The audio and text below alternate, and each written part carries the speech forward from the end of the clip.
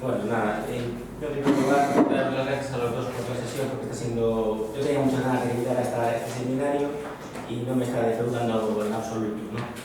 Entonces, yo voy a hacer así algunas consideraciones. También es cierto que conozco mejor el trabajo de Lino que el de María Jesús, aunque me ha sido también muy útil tu presentación y me ha dado pena que no hayas tenido más tiempo para desarrollar el tema del trigo, que a ver si lo puedes contar en otra ocasión, ¿no?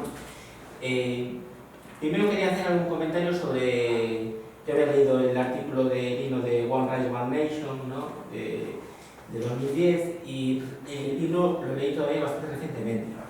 Sobre el libro, voy a hablar un poco del libro brevemente, como utilizando tus palabras como objeto material. Y el libro a mí me parece en muchos sentidos un ejemplo de cómo deberíamos hacer libros de historia, y el propio impacto que el libro ha tenido y el debate que está suscitando pues da un poco la razón, ¿no? Es un libro, a mí me parece un libro que está muy construido, de una manera muy anglosajona, con la idea de una tesis provocativa que es la historiografía española, esto que has dicho al principio, ¿no? Se parte del axioma de que es imposible hacer ciencia ficción en el franquismo y yo voy a demostrar lo contrario, ¿no? Bueno, la verdad es, digamos, una tesis fuerte, potente. Yo la principal crítica que le encontré al libro, y que tú mismo has hecho una referencia a esto, es que yo creo que en esa tesis de partida no estabas viendo la historiografía sobre el franquismo en toda su complejidad, me parece, ¿no? O sea, a mí el punto de partida en ese sentido me parecía un poco simplificador. Tú has hablado un poco en la presentación de que la mirada de la historiografía española sobre el franquismo en el ámbito del conocimiento científico pues es diferente desde los últimos 15 años, ¿no? Pero bueno, yo también lo entiendo como un recurso un poco, permíteme la palabra, de mercadotecnia que funciona muy bien, y desde luego yo creo que debemos aprender bastante de sus modelos de cómo generar un debate polémico, porque tiene creo que a nivel de impacto en la opinión pública debemos aprender de eso bastante. Después hay cosas de tu presentación que coincido mucho contigo, ¿no? Yo, los que están aquí, mis compañeras y compañeros, deberán estar aburridos, ya les he dicho muchas veces. Yo creo que, y aquí hablaré un poco de discursos historiográficos, yo creo que el gran problema, uno de los grandes problemas que ha tenido la historiografía sobre el franquismo en los últimos 30 años, aunque esto se está cambiando un poco, es que el franquismo se ha convertido en una especie de objeto de estudio historiográfico autorreferenciado, ¿no? Y esto ha sido un problema, ha sido un empobrecimiento historiográfico tremendo. El problema es que se veía el franquismo en sí mismo y en su contexto, que era siempre el contexto español, ¿no? Esto, y aquí se ha visto en las intervenciones de los dos, pues efectivamente el franquismo hay que colocarlo en su tiempo, hay que colocarlo en la dimensión internacional de su tiempo, y cuando lo colocamos en la dimensión internacional de su tiempo, enriquecemos mucho la interpretación sobre la dictadura en todos los aspectos, ¿no?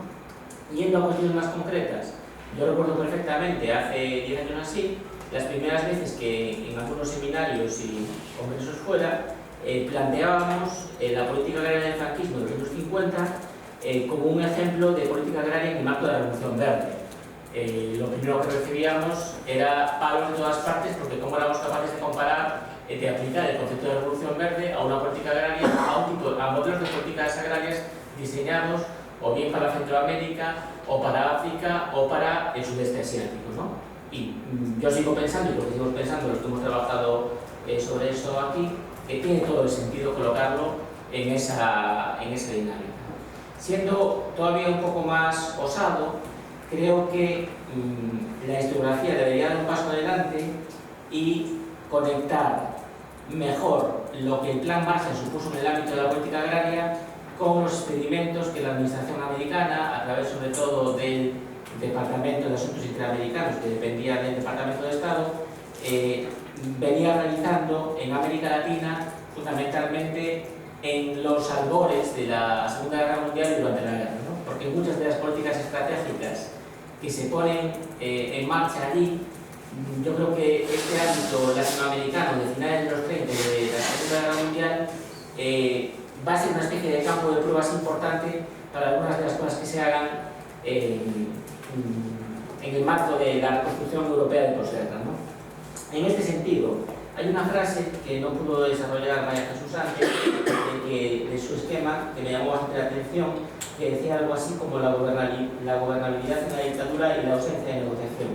Bueno, pues nosotros llegamos hace unos años a una conclusión, que podemos desarrollar más, donde pues, nuestra interpretación era: se implementó en España la Revolución Verde a partir de los años 50, sí, se implementó. El modelo de transferencia tecnológica norteamericano fue fundamental, y no solamente se implementó, sino que era mucho más fácil de implementar por el hecho de que no había una sociedad civil que ejerciera una agencia negociadora y bueno, se implementa en un régimen dictatorial un modelo de modernización agrícola sin necesidad de negociarlo con la sociedad civil.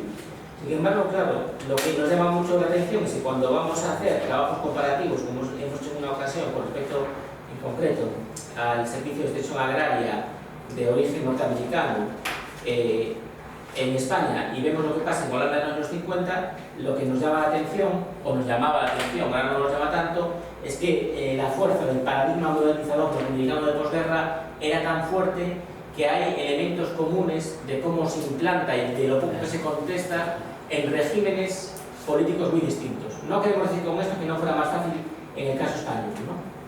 Bueno. Y para finalizar, otra cuestión que ha apuntado María Jesús, que me parece muy importante, es, y que se está haciendo, pero que creo que se debe hacer mucho más, es el tema o el asunto de las redes transnacionales en la coordinación de las comunidades epistémicas, ¿no? Esto me parece un tema fundamental que tiene que tener mucho más desarrollo, ¿no? Y cómo los técnicos del franquismo, incluso antes, en la fase de proto-reconocimiento internacional del régimen, ya esos técnicos estaban en esos foros de debate, ¿no? Precisamente hablábamos antes de Barciela.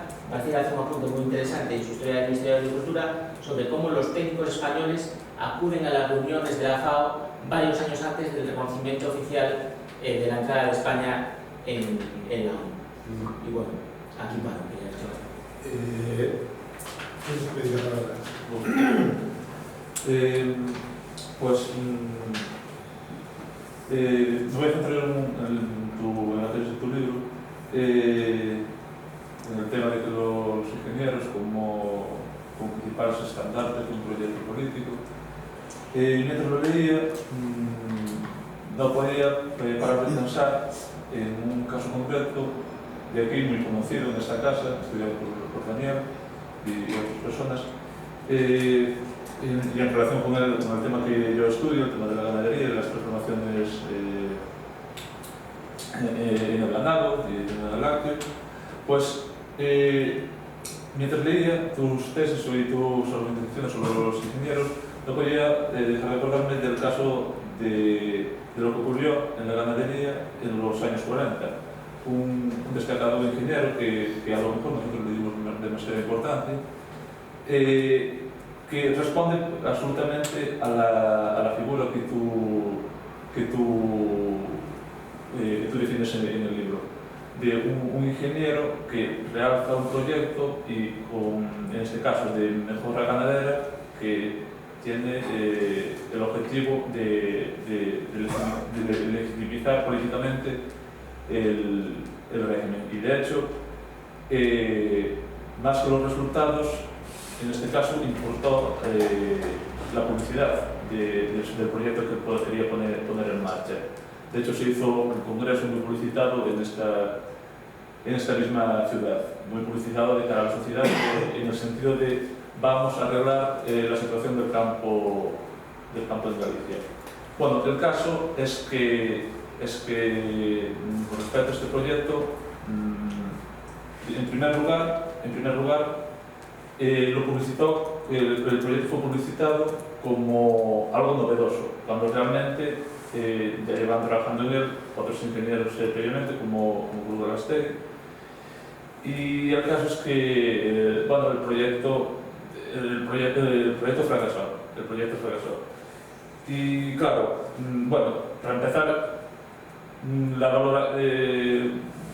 no sé hasta qué punto debemos valorar los fracasos o los éxitos de los proyectos. Creo que es relativamente posible decidir cuáles son esos proyectos, pero valorar su fracaso o cómo podemos o su éxito no es tan fácil de valorar, porque al mismo tiempo que podemos valorar como fracaso o como éxito este proyecto, en el caso de los años anteriores de preguerra, también puede ser cuestionable los proyectos de mejora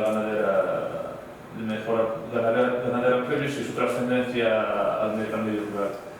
Vale, el caso es que después, sí que, como vemos a día de hoy, pasado este trance de los años 40 del proyecto, es lo que creo que es significativo que desaparezcan los grandes nombres estos grandes, como los grandes, por lo menos en la cuestión agraria, lo que yo estudié para Galicia, desaparecen los grandes nombres, los de ingenieros, los grandes titulares, tenemos resuelta la mejora ganadera en Galicia, y sin embargo sí que es cuando realmente el proyecto sí que empieza a funcionar, y de su éxito podemos ver ahora los resultados. Simplemente este comentario. Y cerramos. Reitero mi agradecimiento por las intervenciones y continuando con una de las cuestiones que subyace a los comentarios de Daniel y Telmo. Para mí estuvo siempre latente una cuestión que me perturbó durante numerosas ocasiones durante mi investigación, que trataba de poner en contraste, por un lado, distintos proyectos o políticas modernizadoras del régimen franquista con su experiencia, oposición, adaptación por parte de las comunidades rurales, y siempre me resultó muy difícil cómo pensar las continuidades en políticas en el tiempo, es decir, cómo pensar que algunas políticas continuasen o estuviesen ya presentes en la Segunda República y siguiesen estando presentes en el régimen parlamentario, y también cómo pensar que había políticas similares en otros regímenes en ese mismo momento en un marco democrático. Creo que este dilema enlaza un poco con la paradoja con la que empezamos la intervención, que dificulta un poco la interpretación de, no sé si me estoy explicando, de estas cuestiones. Entonces, para clarificar esta especie de problema subyacente, que tal vez no sea tan paradójico, creo que puede ser muy constructivo, por una parte, historizar todos estos procesos y conceptos en la línea que apuntaba María Jesús, abordar también las dificultades inmensas para pensar no solo la modernización, que es un concepto más pequeñito, sino la modernidad, que es algo que es como un gran y complejo tema, y tal vez sirva volver a Naredo y a lo que él apuntaba de tal vez no se trate tanto de si una política intervencionista es buena o es mala, sino al servicio de qué o de quién está una política u otra, quién se beneficia, qué clases, qué sectores. O dicho de otra manera, existía política de vivienda en la Segunda República, existía durante el franquismo, existe hoy. ¿Es por eso mejor o peor, o al servicio de qué está?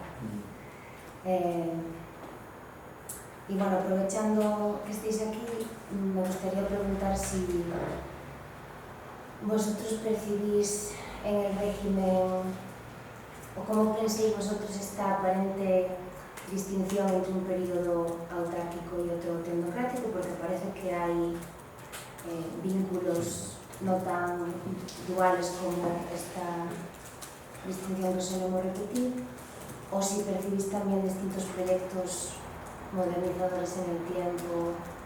No sé. Bueno, ya No, te digo. No, es breve. Lo que pasa es que como tenía un poco conexión en parte con esto último de Ángel. No es nada relevante, yo no soy especialista para nada en esta cuestión, ni siquiera soy agrárico, con lo cual ya me coge más distante. Pero sí que me llamó la atención mucho una cuestión en la que coincidieron los dos, a quien agradezco muchísimo sus intervenciones, que me parecieron muy interesantes, y que a mí cada vez me genera más dudas. María Jesús lo expresó diciendo que el valor axiológico, bueno, que no se podía aceptar, digamos, como una verdad, no sé si la frase fue esa, el valor axiológico del conocimiento científico, ¿no? Y en eso se conectó un poco con lo que decía Lino, de la falta de funcionalidad de un concepto de racionalidad científico divino, ¿no? Y como ambos debieron, especialmente María Jesús lo comentaba, te recibieron pues hasta llamadas y todo de colegas o conocidos que le podían criticar este tipo de análisis que relativizaban, por así decirlo, el valor de la investigación científica. Digo que es una cosa que cada vez me genera más dudas desde el punto de vista del presente, sobre todo por una cuestión, que es, me pregunto, ¿qué tiene un valor axiológico? Si existe algo en una sociedad, en la historia, que tenga un valor único, pues claro, pues no, nada lo tiene. O sea, nada es absolutamente inocente, nada.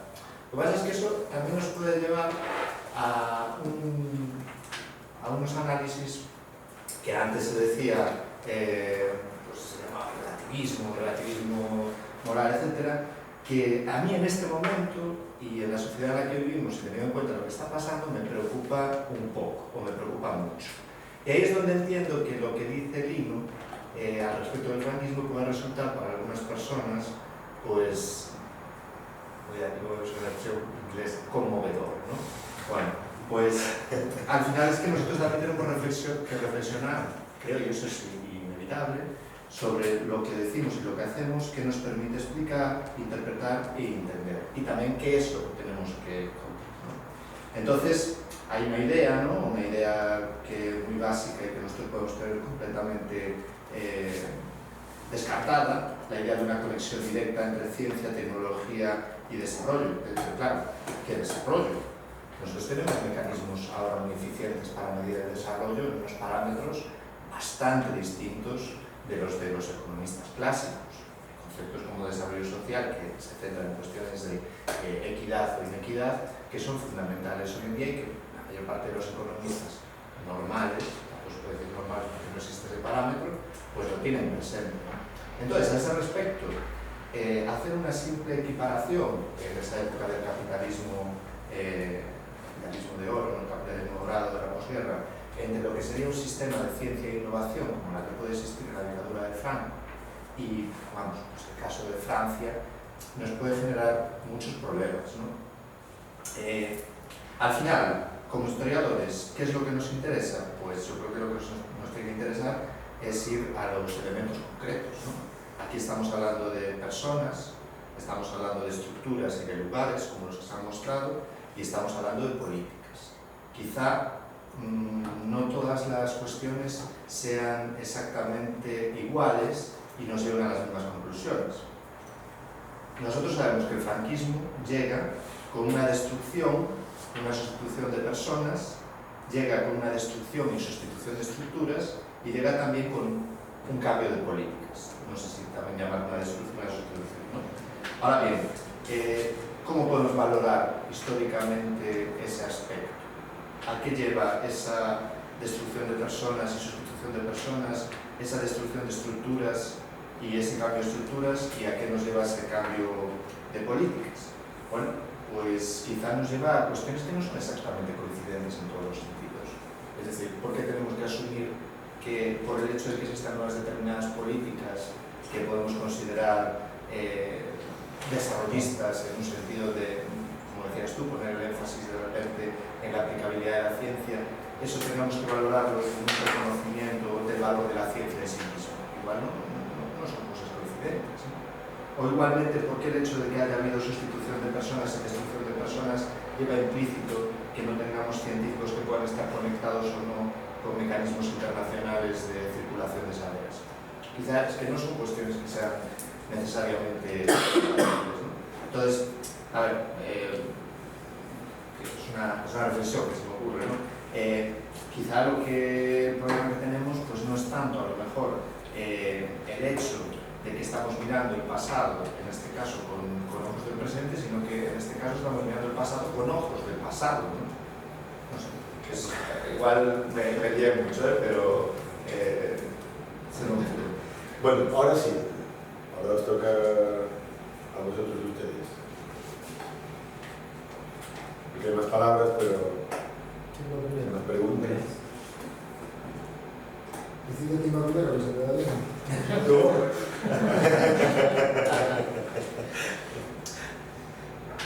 Voy a intentar ser rápido, pero responder más o menos a todo lo que...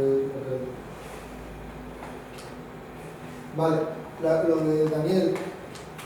Muchas gracias por lo que dices del libro, pero claro, si yo fuera a aceptar que he dejado de mencionar a la historiografía para vender más ejemplares, eso no sería un ejemplo de escribir historia, eso sería una trampa, otra mercadotecnia, ¿no? Eso sería robar, eso sería plagio. Por lo cual no te lo voy a aceptar, sino que creo que en la introducción sobre todo me hago eco de toda esa tradición de historiadores de la ciencia que efectivamente hace 15 años o más dejaron de decir que el franquismo fue un yermo y empezaron a ver qué tipos de ciencias sí que se investigación científica sí se estaba llevando a cabo.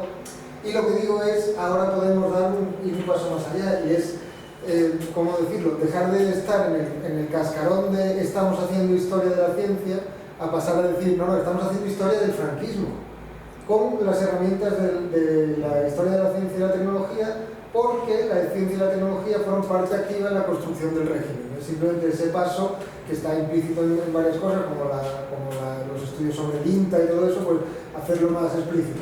¿No? Es que esto sí que hubo ciencia en el franquismo, ya estaba demostrado. Y ahora la pregunta es, ¿qué tipo de ciencia? ¿Por qué? ¿Quién? ¿Para qué interese? Todo eso. Vale. Pero además, ¿cómo nos ayuda eso a entender la historia política generalista, digamos, del régimen? Eso es. Y no digo que no falte historiografía, sin duda falta mucha historiografía y faltan reconocimientos, pero que yo no te puedo aceptar. No quiero que me malinterpretes, pero cuando lees, no